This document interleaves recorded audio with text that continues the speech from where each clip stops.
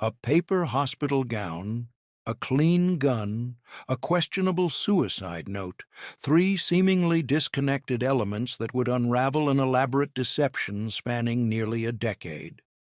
We tend to believe what we're told about death, the official reports, the authorities' conclusions, the neat boxes checked on forms that reduce a vibrant life to cold statistics. But sometimes those boxes hide something sinister, something only visible to those who knew the truth of a beating heart, now stilled. In Cottonport, Louisiana, population 1,900 Tay, June 28, 2014, began with a family arriving at their daughter's home, only to step into a nightmare that would consume the next 9 years of their lives.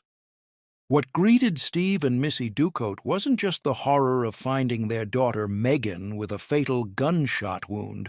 It was the beginning of a primal scream that would echo through courtrooms, police stations, and forensic labs. My daughter did not kill herself. Blood spatter doesn't lie. It doesn't forget. It doesn't change its story when questioned. While human memories falter and testimonies shift, microscopic droplets of blood can whisper secrets decades after they've dried, secrets that would eventually shatter the carefully constructed fiction surrounding a 29-year-old kindergarten teacher's death. This isn't just another true crime story. This is what happens when a father refuses to accept convenient conclusions, when a sister teaches herself forensic science between midnight and dawn, when a mother fights to ensure her grandchildren know the truth about how they lost their mother. This is the story of Megan Ducote Parra and how the fierce love of a family can pierce through darkness to illuminate truth, one painstaking detail at a time. Cottonport, Louisiana. A small, tight-knit community where church bells ring on Sunday mornings and families gather for crawfish boils on warm summer evenings. The kind of place where neighbors know each other by name, where tragedies aren't supposed to happen. In this peaceful setting, Megan Ducote Parra built her life. At 29 years old, she had already established herself as a beloved kindergarten teacher in the community. Her students adored her infectious enthusiasm and gentle patience. To them, Ms. Parra wasn't just a teacher, she was a nurturer of dreams, a guardian of childhood wonder. But Megan's greatest joy came from her two young boys.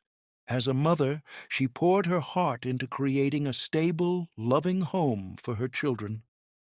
She documented their milestones with the pride only a devoted parent could understand.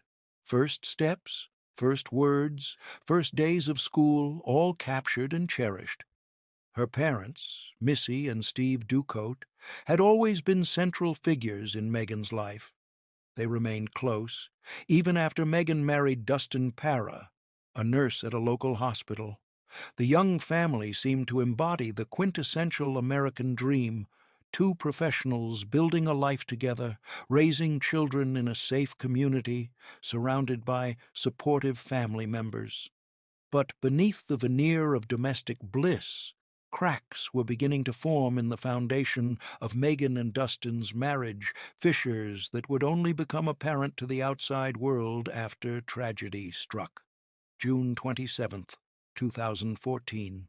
A Friday that began like any other summer day in Cottonport, warm and humid, with the promise of weekend family activities ahead.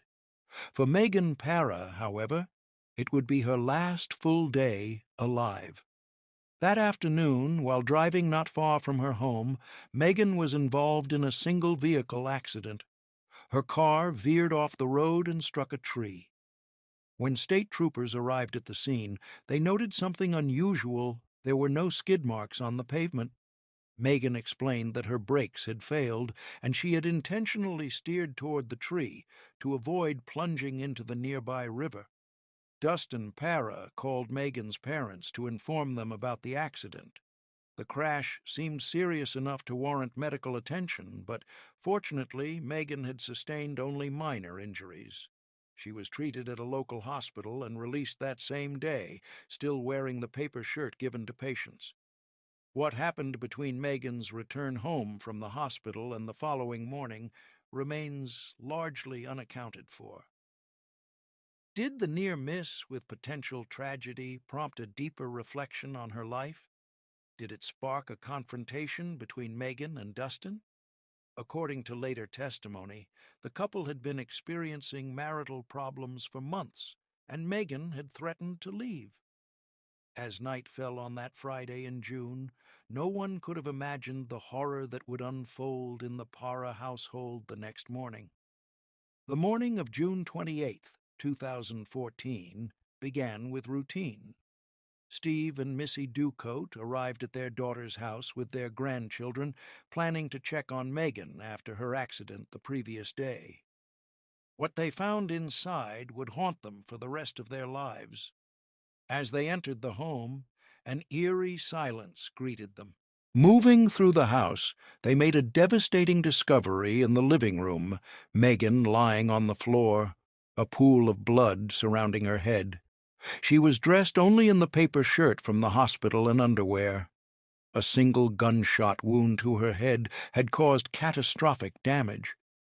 Near her body lay a .357 Magnum revolver that belonged to Dustin, loaded with a .38 caliber bullet. On the kitchen counter sat a note that read, "Tell the boys, I love them. I'm sorry." The scene painted a grim picture of a parent's suicide. Minutes after this shocking discovery, Dustin Parra arrived at the scene. As he rushed into the house, he slipped in his wife's blood, staining his shorts, a seemingly inconsequential detail that would later become critically important. Amid the chaos and grief, Dustin reportedly reached into Megan's pocket and pulled out a picture of their two young sons. Emergency responders transported Megan to a hospital where doctors determined her injuries were unsurvivable. The following day, June 29, 2014, she was removed from life support and pronounced dead. For most of those present, this appeared to be the tragic end of a young mother's life. For Steve Ducote, however, something felt terribly wrong from the very beginning. Detective Christopher Knight led the initial investigation with Officer Dave Blanchard first on the scene. Officer Blanchard meticulously documented the scene, taking over 100 photographs images that would later prove invaluable. Within mere days of Megan's death, an unusually short time frame for such a serious case, Detective Knight had reached his conclusion: suicide. His report was strikingly brief, just one page, summarizing collected statements and the doctor's initial assessment. Just 2 days after Megan's death, Detective Knight allegedly told Steve Ducote that Megan's fingerprints were all over the gun, a statement Knight would later deny ever making. 3 weeks after the incident, the autopsy report echoed the suicide ruling, stating the cause of death as a gunshot wound to the head, the manner as suicide, and noting the gun had been in direct contact with Megan's temple. However, a crucial revelation would soon emerge. The gun had not actually been tested for fingerprints at the time Knight made his initial claim to Steve Ducote. This inconsistency raised the first of many red flags about the investigation's thoroughness. Other concerning details were glossed over in the initial investigation. The autopsy had noted bruises on Megan's abdomen and chest injuries that were never fully explained. The handwriting on the purported suicide note wasn't verified by a professional analyst. The gun itself appeared unusually clean for a weapon discharged at close range, with no visible blood or hair on the barrel. The rushed investigation seemed to prioritize a convenient conclusion over a thorough examination of all evidence, a decision that would haunt the case for years to come. From the moment they found their daughter, Missy and Steve Ducote harbored profound doubts about the suicide ruling. "I knew she hadn't killed herself," Steve would later state emphatically. This wasn't just a father's denial, it was based on specific observations that didn't align with the official story. The gun Dustin's own appeared remarkably clean. "Completely clean," Steve later recounted. "Not even on the end of the barrel. No hair, no blood." This struck the family as highly inconsistent with a self-inflicted gunshot wound at close range. The suicide note became another point of contention. Steve firmly believed the handwriting wasn't his daughter's. As a father who had seen his daughter's handwriting throughout her life from childhood drawings to adult correspondence, this inconsistency stood out immediately. Megan's sister, Betsy Junson, noticed discrepancies in Dustin's accounts of his whereabouts that morning. He initially claimed to be at Walmart picking up prescriptions for Megan, but the family noted he provided different versions of when Steve called him with the news. "He told 3 different stories to 3 different people," Betsy later recalled. The family also questioned the timing and circumstances. Why would Megan, who had just survived a car accident and expressed relief at being alive, take her own life the next morning? As loving parents who had raised Megan and as grandparents devoted to her children, the Ducots believed they knew their daughter well enough to sense when something didn't add up. These doubts, coupled with what they perceived as a rushed investigation, planted the seeds for what would become a years-long crusade for truth. The Ducot family's dining room table became command central for what would develop into a meticulous, years-long investigation. Driven by their conviction that Megan did not die by suicide, they began collecting evidence and researching on their own. Steve Ducote's first major breakthrough came when he managed to obtain over 100 photographs taken by Officer Blanchard at the crime scene. Steve and Betsy pored over these images for countless hours, identifying details that had been overlooked in the official investigation. In one photo, they spotted a wine rack found behind a chair, possible evidence of a struggle that had never been mentioned in Detective Knight's report. They noticed other inconsistencies in the scene that suggested things weren't as straightforward as initially presented. Betsy Janson took her amateur detective work even further. With no formal training in forensics, she began studying blood spatter patterns online, educating herself about what different patterns might indicate. Her analysis revealed something striking. The blood spatter appeared to be on the entrance wound side rather than the exit wound side, suggesting Megan might have been moved after the shooting. The family's determination went beyond just reviewing evidence. They began reaching out to professionals who might be willing to take a second look at the case. They researched similar cases, learned about forensic techniques, and developed a layperson's expertise in crime scene analysis. Their home became filled with case files, photographs, and notes. Holidays and normal family gatherings took a back seat to their pursuit of justice. The Ducotes weren't just grieving parents they had transformed into determined investigators, unwilling to rest until they uncovered what really happened to their daughter. After years of hitting walls, Steve Ducote's persistence finally paid off when he convinced Avoyelles Parish District Attorney Charlie Riddle to take a fresh look at Megan's case. Riddle himself later admitted, "As I looked at it, I kept saying, 'This can't be what was found to be a suicide.'" This critical breakthrough came in 2018, more than 4 years after Megan's death, when Steve reached out to David Lemoyne, a retired FBI agent and old friend. After reviewing the accumulated evidence, Lemoyne reached a startling conclusion: Megan had been murdered. The following year, Lemoyne enlisted the help of another retired FBI agent, Zach Shelton. Their involvement marked a turning point in the case.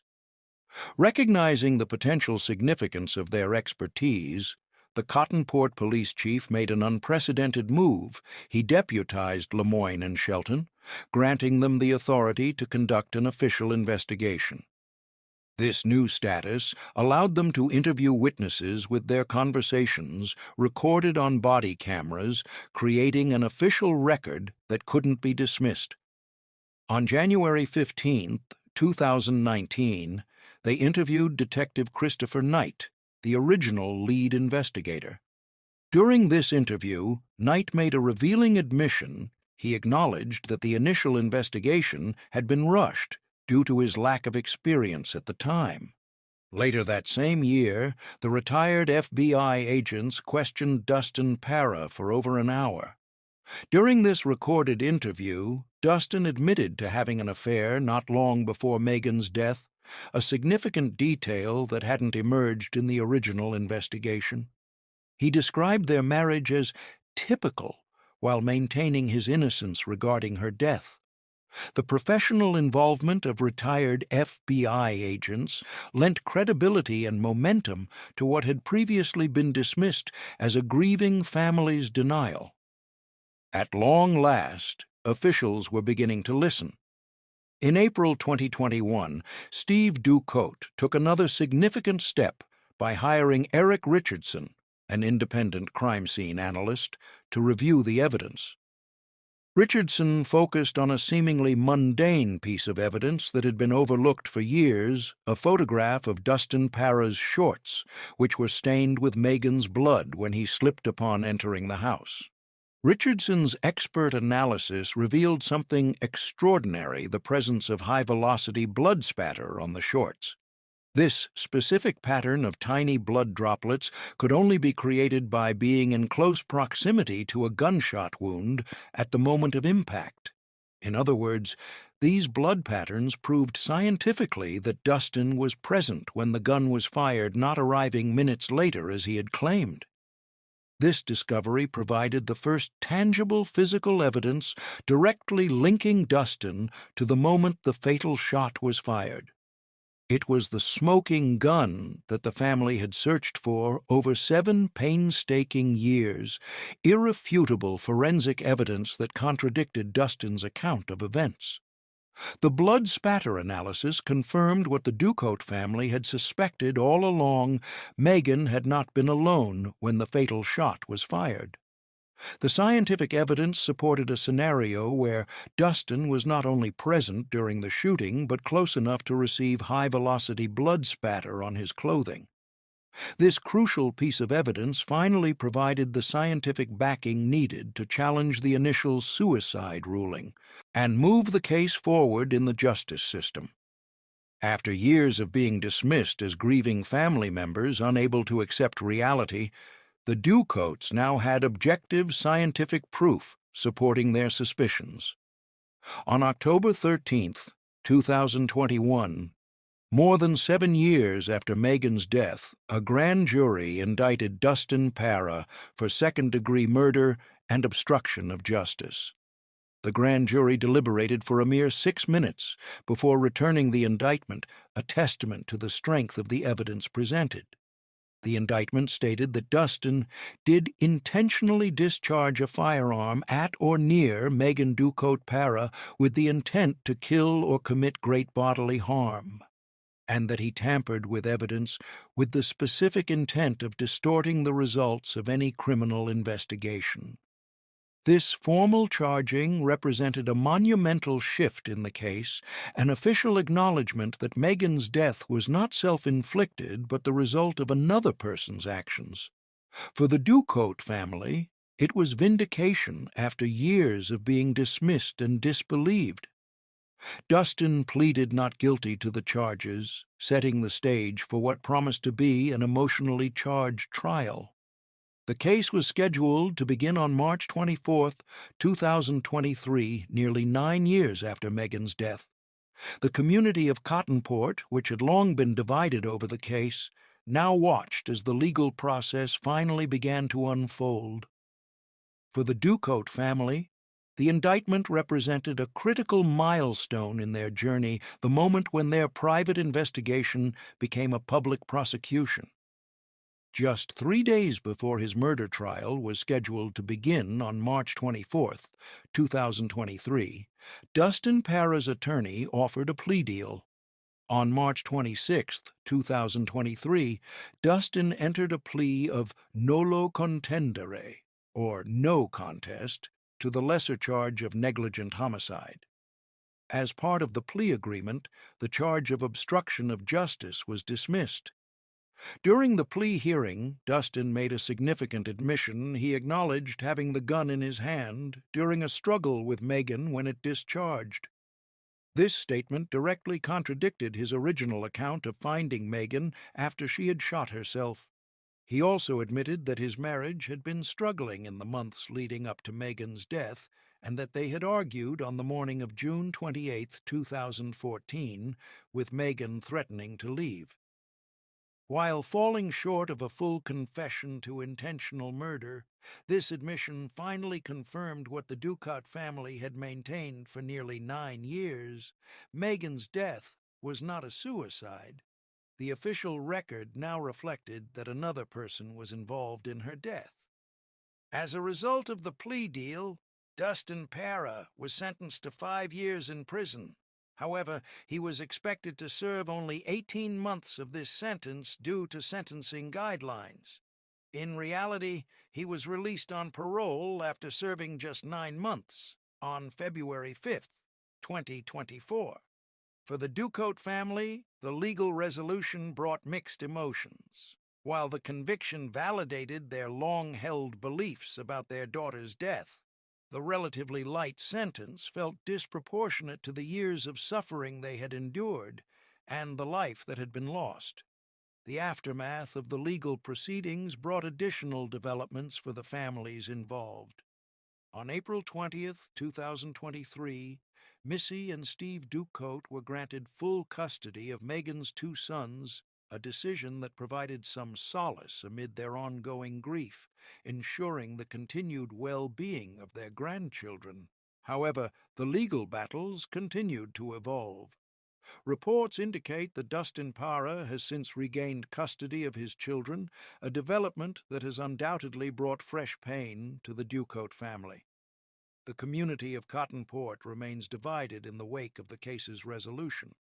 Some view the negligent homicide conviction as appropriate justice, while others, particularly those close to the Ducote family, believe the punishment failed to match the severity of the crime. Dustin Para's life after his brief incarceration represents another facet of the aftermath. Having served less than a year for his role in Megan's death, he has returned to society, a reality that the Ducote family must confront as they continue to grieve their daughter. For Missy and Steve Ducote, the aftermath includes the bittersweet knowledge that while they succeeded in changing the official record of their daughter's death from suicide to homicide, the full measure of justice they sought remains elusive. They must now navigate the complicated terrain of grief, vindication, disappointment, and the ongoing responsibilities of helping raise their grandchildren in the shadow of this tragedy. The case of Megan Para stands as a testament to the enduring power of a family's love and determination. For nearly a decade, the Ducat family fought tirelessly against institutional resistance and procedural obstacles, ultimately leading to a formal acknowledgement that Megan did not take her own life. This case offers powerful lessons about the criminal justice system. It demonstrates how initial investigations, when rushed or conducted without sufficient thoroughness, can lead to fundamentally flawed conclusions that may persist for years. It highlights the critical importance of proper forensic evidence collection and analysis, particularly in cases where the distinction between suicide and homicide hinges on subtle details. Perhaps most importantly, Megan's case illustrates the irreplaceable role of family advocacy in the pursuit of justice. Without her parents' unwavering commitment to uncovering the truth, the case would likely have remained closed, filed away as another tragic suicide. Their transformation from grieving parents to determined investigators serves as a powerful reminder that sometimes justice requires champions willing to fight against all odds. For other families facing similar situations, the Para case offers both hope and a roadmap. It demonstrates the value of documenting evidence, networking with professionals, educating oneself about forensic techniques, and persisting even when official channels seem closed. Megan's legacy extends beyond the legal resolution of her case. She is remembered not just for the tragic circumstances of her death, but for the love she gave as a mother and teacher, and for the extraordinary pursuit of truth she inspired.